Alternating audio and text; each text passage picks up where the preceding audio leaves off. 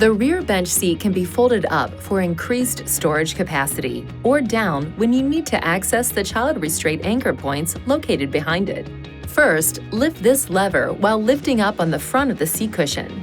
Then, fold the bottom of the seat cushion toward the back of the vehicle until it locks in place. For additional storage, follow this same procedure with the seat cushion on the other side of the vehicle. To return the cushions to seating positions, lift the lever to release the seat from the locked position. Push down until the seat cushion is in place.